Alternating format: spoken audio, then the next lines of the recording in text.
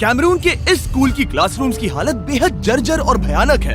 यहाँ इलेक्ट्रिसिटी या पानी नहीं है और यहाँ के 3000 बच्चे और स्टाफ हर रोज सिर्फ एक ही बाथरूम इस्तेमाल करते हैं। और इससे भी बुरी बात यह है कि भले ही स्कूल का मिशन छोटी बच्चियों को डोमेस्टिक अब्यूज से बचाकर उन्हें एक सुरक्षित जगह प्रदान करना है, फिर भी भीड़ और जोखिम भरी परिस्थितियों की वजह से कई बच्चे यहाँ पर एडमिशन नहीं ले पाते हैं। तो इस वीडियो में हम इस स्कूल की हालत सुधार कर उसे बनाएंगे ऐसे से ऐसे, ऐसे से ऐसे और ऐसे से ऐसे, ताकि इन बच्चों को जिंदगी में एक बेहतर मौका मिल सके। पहले हमने डैन और डैरेन को वहाँ ये देखने के लिए भेजा कि हम उनकी कैसे मदद कर सकते हैं। वहाँ जाने पर उनकी मुलाकात हुई फ्रांसिस से, एक अद्भुत इंसान जिसने अपनी पूरी जिंदगी कैमरून की असमानता और तकलीफों से लड़ने में समर्पित की है। ये फाउंडर हैं CDVTA के, एक ऑर्गेनाइजेशन जो कुएं बनाने में, सोलर पावर सेट इंस्टॉल करने में और पूरे कैमरून में एजुकेशन डेवलपमेंट में मदद करते हैं। जब पहली बार हम इस स्कूल में आए थे तब हमने देखा कि यहाँ के बच्चों के लिए यहाँ पर साफ सुथरे वातावरण की काफी कमी थी। कुछ तो खुद काम करते थे, उन्हें बोलने की भी आजादी नहीं थी, वो खुद के लिए बोल नहीं सकते थे। इन परिस्थितियों की कोई गरिमा नहीं थी। ऐसी परिस्थितियों में बच्चे भरोसा नहीं कर पाते कि भविष्य उज्जवल है। जितने भी बच्चे स्कूल में हैं, वो ऐसी क्लासरूम में बैठ रहे हैं जो बस कुछ कबाड़ से बनी हुई है। मैं कुछ 5 मिनट से इस क्लासरूम में शूट कर रहा था और मेरे चेहरे से लिटरली पसीना टपक रहा था। मैं सोच नहीं सकता यहाँ घंटे भर लंबे लेसन को सुनकर पढ़ने में कैसा लगता होगा।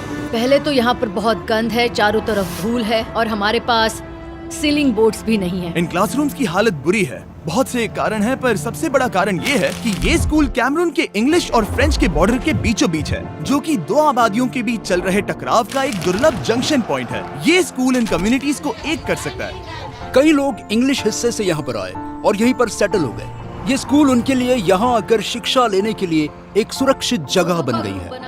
पर खराब बनाए गए ढांचे की वजह से सर्दियों में यहाँ बारिश का पानी छत से टपकता है। यहाँ बिजली नहीं है और स्कूल उसकी क्षमता से ज्यादा भरा हुआ है। हम देखते ही समझ गए कि हमें कुछ न कुछ करना होगा, इसलिए जल्द से जल्द हमारी टीम जल्दी से काम पर लग गई ताकि स्कूल को बदल कर बच्चों को सरप्राइज दे सके, इससे पहले कि वो स्कूल ब्रेक से वापस आ जाए।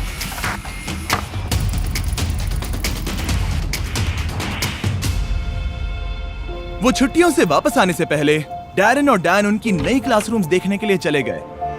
डैरेन और मैंने नए स्ट्रक्चर्स को देखा जहाँ हवा आने की जगह थी, लाइट्स और इलेक्ट्रिसिटी थी। रोशनी को फैला दो। मैं सोच रहा हूँ उन बच्चों के चेहरों पर और उन टीचर्स के चेहरों पर कैसे हाव भाव होंगे जब वो इन नई क्लासरूम को देखेंगे, बाथरूम को देखेंगे। ये स्कूल भविष्य में हजारों बच्चों के जीवन को बदलने वाला है। अगले दिन फाइनली बच्चों को सरप्राइज करने का वक्त आ गया था। स्कूल के बाहर बहुत सारे लोग खड़े हैं। ये सच में बहुत एक्साइटिंग है। आज तक स्कूल में इतने बच्चे कभी नहीं आए थे। वो इतने एक्साइटेड थे कि वो क्लासरूम की झलक देखने आए थे। मैं अभी कार से उतरा और मेरा स्वागत करने के लिए यहाँ पर बहुत से लोग आए हैं। ये सच में बहुत कमाल है। फिर हेडमास्टर डेरेन को नए क्लासरूम की ओर ले गए, जहाँ उसने रिबन काटा और नए स्कूल के खुलने की घोषणा की।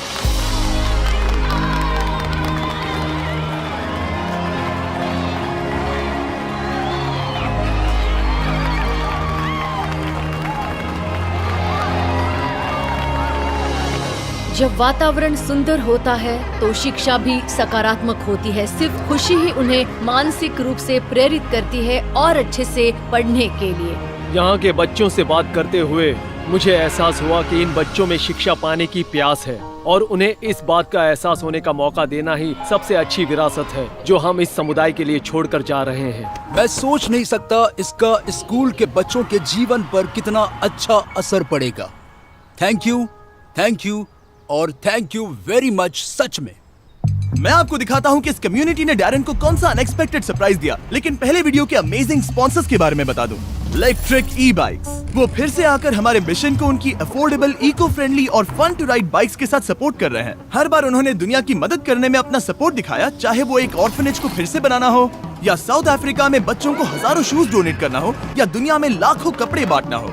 साथ ही में उन्होंने कोलंबिया में एक आइलैंड को पावर देने में और जाम्बिया में बच्चों की सैंक्चुरी में मदद की और पूरी दुनिया में सैकड़ों इलेक्ट्रिक बाइक्स भी बांटी हैं। और अब इस साल में 8वीं बार उन्होंने मिलकर कैमरून में स्कूल बनाने में मदद की। इसलिए लगातार साथ देने के लिए मैं इलेक्ट्रिक ई बाइक्स का शुक्रिया अदा करना चाहता हूँ। वीडियो में वापस चलते हैं और अब वक्त है डेरेन के सरप्राइज का। गांव के लीडर्स उसे एक पवित्र हट में ले गए और उसे वहाँ के लोकल कपड़े पहनाए। Thank you. बहुत बढ़िया। फिर उन्होंने गांव के बुजुर्ग के तौर पर कैमरून के एक ट्रेडिशनल रस्म में हिस्सा लिया। क्या? पूर्वजों के नाम। अब इसे पकड़ो, पकड़ो इसे। हाँ।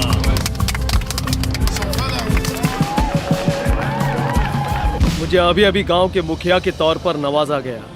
अब जब डैरेन फाइनली चीफ बन चुके हैं, वक्त आ गया था कैमरून के बच्चों को अलविदा कहने का। हम वापस आने का इंतजार नहीं कर पा रहे। इस वीडियो को देखकर आपने एड रेवेन्यू बनाने में हमारी मदद की ताकि हम ऐसे ही दुनिया भर में फिलैंथ्रोपिक प्रोजेक्ट्स करना जारी रख सके। और आपने यूट्यूब एल्गोरिथम को बताया कि आपको वीडियो पसंद है ताकि वो औरों को रिकमेंड कर सके, और उसके लिए हम शुक्रगुजार हैं। और अगर आप सपोर्ट करना चाहते हैं फ्रांसिस और कैमरून के उन कम्युनिटीज को जिनकी वो मदद करता है, तो आप डिस्क्रिप्शन में जाकर डोनेट बटन को दबाकर उसे डायरेक्टली सपोर्ट कर सकते हो। सभी डोनेशंस जाएंगे फ्रांसिस और CDVTA को ताकि वो इन बच्चों का एक बेहतर भविष्य बनाने में मदद कर सके। देखने के लिए शुक्रिया। सब्सक्राइब।